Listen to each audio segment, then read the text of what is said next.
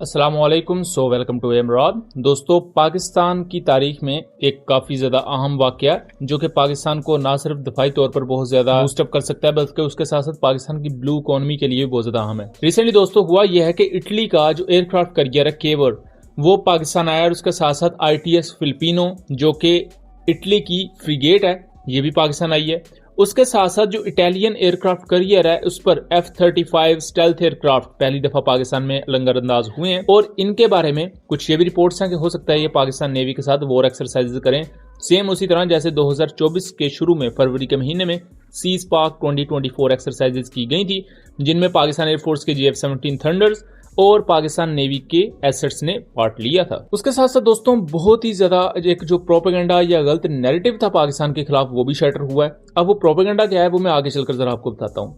मैं थोड़ा सा इस एयरक्राफ्ट कैरियर की डिटेल्स पर बताता चलूँ तो 14 से 16 अक्टूबर के दरमियान कराची में ये मौजूद रहेगा इटालियन एयरक्राफ्ट कैरियर, और ये बेसिकली जो नेवल शिप्स की इंटरनेशनल डिप्लॉयमेंट्स होती हैं ये उसका पार्ट है। जैसे पाकिस्तान की मुख्तलिफ नेवल शिप्स ईरान और उससे आगे ओमान और अरब कंट्रीज के साहिलों पर जाती हैं, हर मुल्क के साथ बायलैटरल एक्सरसाइजेस कंडक्ट की जाती हैं। इसी तरह इटालियन एयरक्राफ्ट कैरियर भी पाकिस्तान आया है। इस इटालियन एयरक्राफ्ट कैरियर पर जो मेन रेडार यूज होता है इसे CLX RAN 40L रेडार कहा जाता है। ये L band 3D long range radar है, तकरीबन 500 किलोमीटर की रेंज प्रोवाइड करता है। उसके साथ साथ इस एयरक्राफ्ट कैरियर का जो टनेज है वो 30,000 टन के अराउंड है और इस पर 10 F-35B एयरक्राफ्ट जो कि स्टेल्थ एयरक्राफ्ट हैं और 12 ऑगस्टा वेस्टलैंड AW101 हेलीकॉप्टर्स मौजूद हैं। इसके साथ साथ सी हैरियर एयरक्राफ्ट भी यहाँ इंटैक्ट देखे जा सकते हैं। F-35 दुनिया का एक one of the most advanced fighter aircraft है स्टेल्थ टेक्नोलॉजीज के साथ, और अमेरिकन जो एविएशन है उसका एक शाहकार समझा जाता है। F-35 अमेरिका के बहुत ही ज्यादा करीबी तहदियों के पास ही है, उसके अलावा अमेरिका इसे किसी दूसरे कंट्री को प्रोवाइड नहीं करता।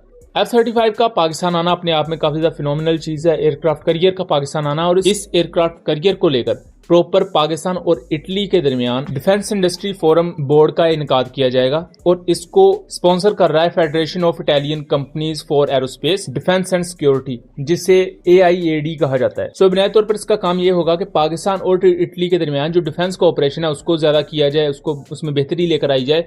पाकिस्तान के लिए ज्यादा अहम ये है कि जो वेस्टर्न टेक्नोलॉजी है पाकिस्तान की रसाई उस तक भी मुमकिन होगी, क्योंकि ये भी पाकिस्तान के लिए जरूरी है। चाइनीज टेक्नोलॉजी बेशक आपके पास है लेकिन वेस्टर्न टेक्नोलॉजी तक भी रसाई मुमकिन होनी चाहिए और उसके लिए भी पाकिस्तान को तगोदो करनी चाहिए। यहाँ ये बात भी चल रही है कि चूंकि जैसे हम देखते हैं कि कोई भी शिप अगर पाकिस्तान आती है, जैसा कि रिसेंटली अमेरिकन शिप्स आई तो पाकिस्तान ने उनके साथ नेवल एक्सरसाइज की, पाकिस्तान की चाइना के साथ भी नेवल एक्सरसाइज होती हैं, दूसरे कंट्रीज के साथ भी होती हैं। या पाकिस्तान की शिप अगर किसी एरिया में जाती है तो उस मुल्क के साथ नेवल एक्सरसाइज होती हैं। इसी तरह जो पाकिस्तान की टुगरुल क्लास फ्रिगेट्स थी, जब वो चाइना से पाकिस्तान की तरफ आ रही थी तो उन्होंने मलेशियन एंड इंडोनेशियन नेवीज के साथ भी बायलैटरल एक्सरसाइजेस कंडक्ट की थी।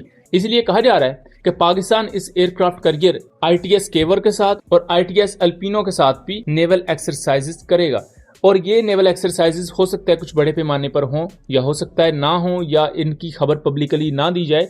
लेकिन यहाँ कुछ सोर्सेज के मुताबिक पाकिस्तान के जो नंबर 8 स्क्वाड्रन के GF-17 ब्लॉक 3 एयरक्राफ्ट हैं वो भी इन एक्सरसाइजेज का पार्ट होंगे, और यहाँ हमें एक डुओ देखने को मिल सकता है GF-17 थंडर ब्लॉक 3 का और F-35 स्टेल्थ एयरक्राफ्ट का, जो कि अपने आप में बहुत ही ज्यादा फिनोमिनल और एक्स्ट्राऑर्डिनरी चीज होगी। अगर दोस्तों इन एक्सरसाइजेज में पाकिस्तान नेवी की शिप्स जैसा कि PNS बाबर है, PNS तुगरुल है, वो तो इंक्लूड होंगी, और अगर एयरक्राफ्ट इसमें आते हैं GF-17 थंडर जैसे तो पाकिस्तान मॉक अटैक्स कंडक्ट कर सकता है, क्योंकि इंडिया के पास भी एयरक्राफ्ट कैरियर है जो कि पाकिस्तानी साइड पर एक पोटेंशियल खतरा समझे जाते हैं। तो उनके खिलाफ प्रिपरेशन को लेकर और उनके खिलाफ एक स्ट्रेटजी बनाने के लिए इस इटालियन एयरक्राफ्ट कैरियर को एज अ मॉक टारगेट के तौर पर प्रैक्टिस किया जा सकता है। यानी कि GF-17 इसके खिलाफ सिमुलेशन अटैक्स कंडक्ट करेंगे एंटी शिप मिसाइल्स के।